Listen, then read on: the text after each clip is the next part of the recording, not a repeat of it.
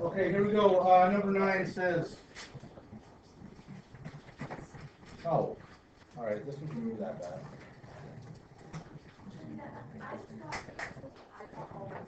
Oh. This one shouldn't be bad. So it says the interior. Hold on a second.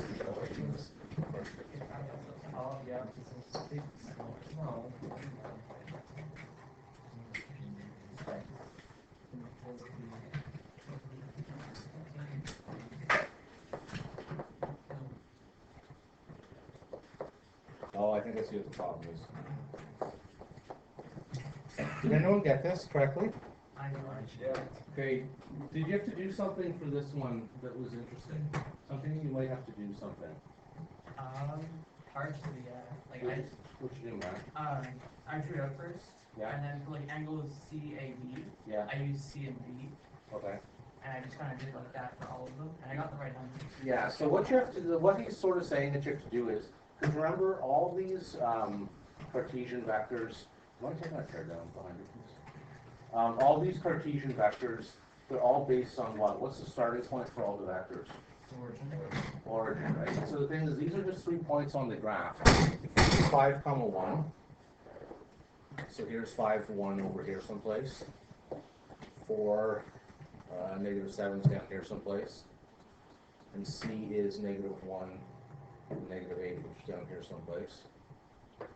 Okay, so there's your triangle, okay? So if I was solving this question, the problem is none of those are related to 0, 0. So none of those are going to be a vector. So you can use vector BC, you can use vector AB, and you can use vector AC. So there's a few ways to do this. Number 1 is you can move one of the points, like move the entire triangle, so that one of the points is at 0, 0. Okay, so you can take the entire thing and just say, well, I'm going to call C 0, 0. So I'm going to add 1 to the x to all the x values and add 8 to all the y values. Or you can do what Matt said and just subtract them to get what the vector is there too. So everyone see the problem with that then? Because all the Cartesian vectors, like all the rules we learned yesterday, all are based on vectors that start at 0, 0. Okay, right? And this vector, none of these start at 0, 0. So if what I would probably do for myself, I want to see if it's going to work, is just sort of do this, right? So that now, whoops, I lost it here. So that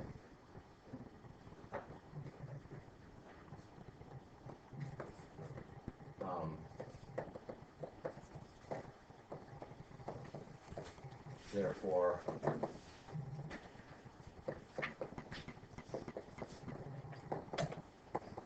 okay, so therefore vector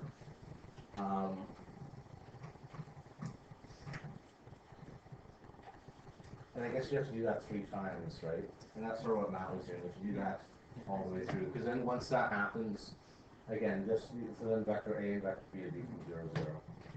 Right? Do you guys get sort of the logic of what happened there? Emma, did you do something similar to that? Or? Yeah, and the same thing will work. So again, or the alternative, and if that works, that's what people are doing, I'll do it your way then. So find AC would be, for instance, then 5 minus -1 and 1 minus -8. Okay, so the vector would be, right, and that would turn into vector AC, which is the same, basically it's the same thing as what we're doing there, right? Okay. Can I stop there? Do you want me to work all that one? Okay. All right, number 11. Says the points la la la la la. I see vertices will parallel again. Okay. Please put a star beside this question because I put this one on the test every year. So I have point P, which is -2, 1. I have Q, which is -6, 4. I have R, which is 4, 3. Part A says find S.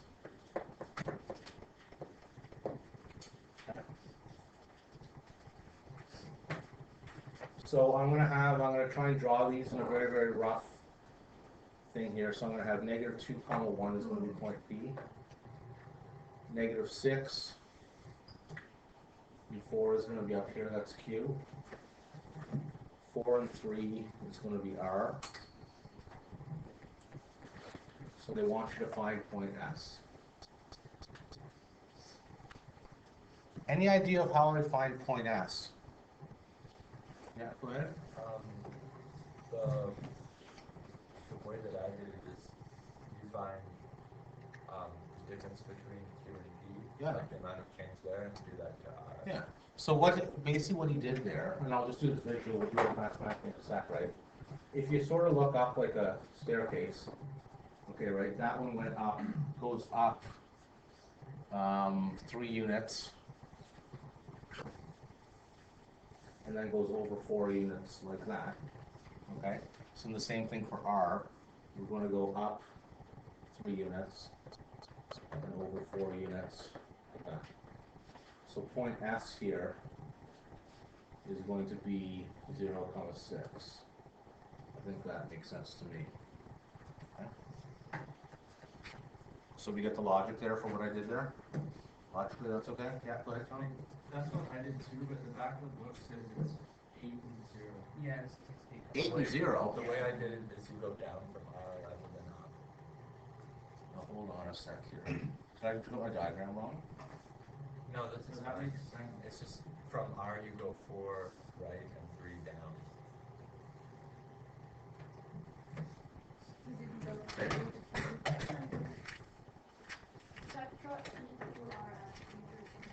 Oh.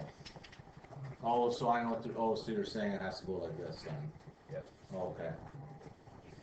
Try again here. Sorry about that, Tom.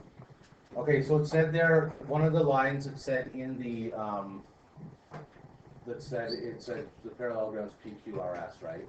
Which means it has to look something like this, right?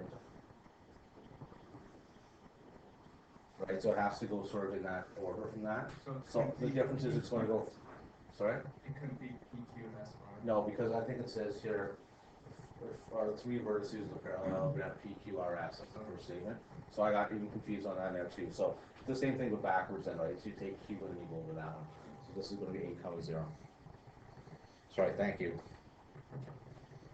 Okay, part B says, find the measure of the interior angles of the parallelogram to the nearest degree. So this is just like the last question that we had to do. This is just like the last question we had to do. I think I'm going to work this one out, or at least one angle, to make sure that we get this going properly. Which angle do you guys want to find? Q, P, Q, R, or S?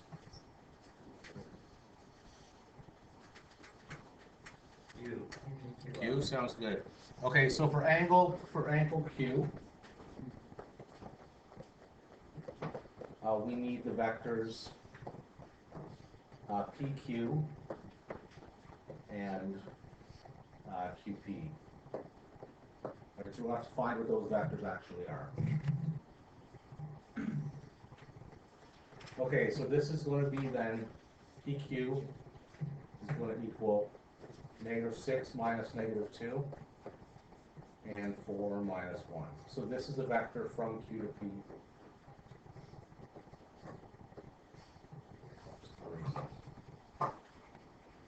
So you should get -4.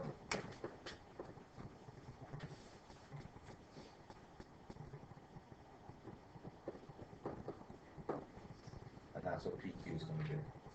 Oops, not QP, QR, which should be strength.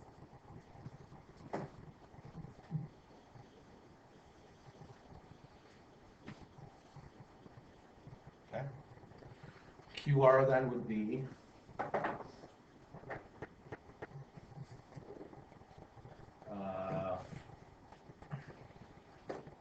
minus -6 and 3 minus 4, which is equal to 10 -1.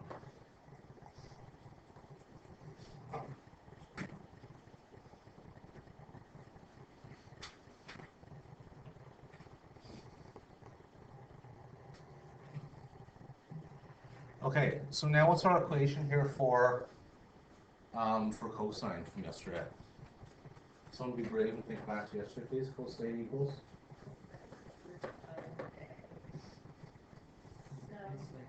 Oh, is that like the whole? It's like A minus, or A dot B. A dot B. Yeah. So I'll call it PQ dot QR over magnitude PQ magnitude QR.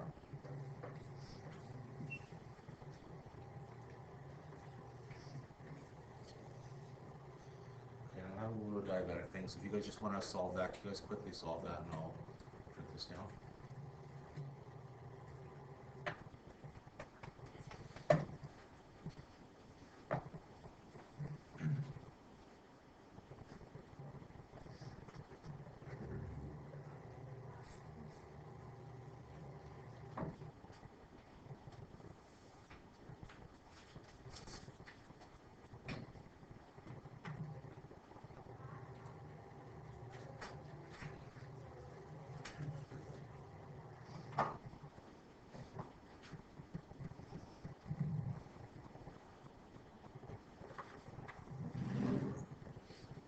Okay, can we plug these in here? I think we want to go back to using Spider-Man again today if we can. I think we're gonna stop yesterday. I can't remember. I got a volunteer that wants to start. Brad, just like you, Dave Shine. What is, if you have two Cartesian vectors, how do we dot them, please? Do you recall?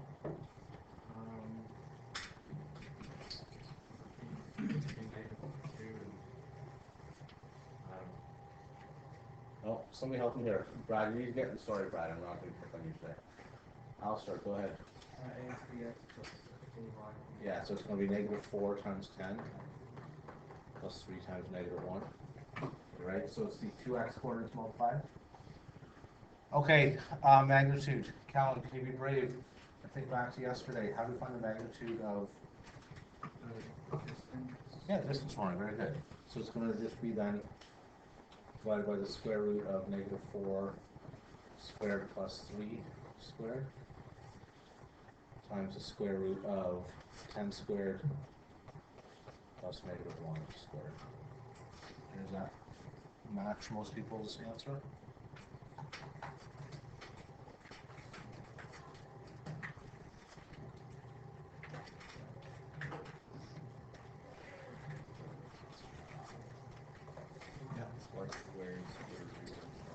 Well, because if you think back,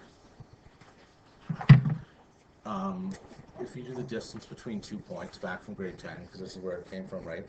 So you're going to have this one's x1, y1. This is x2, y2.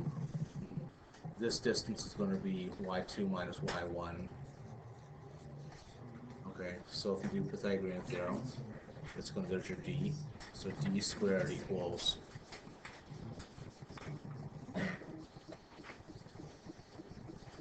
square root. So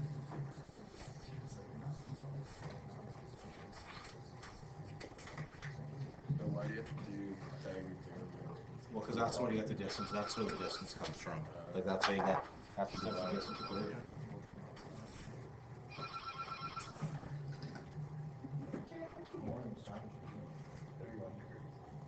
Oh, I thought I was saying. Sorry about that. All right. Did you guys get an angle for this? I got the next one. 48. Oh. Yeah, it should be. Yeah, I think actually now that I'm looking at this, I think I have this angle. I think I have this backwards, to be honest. Now that my blood is rising here.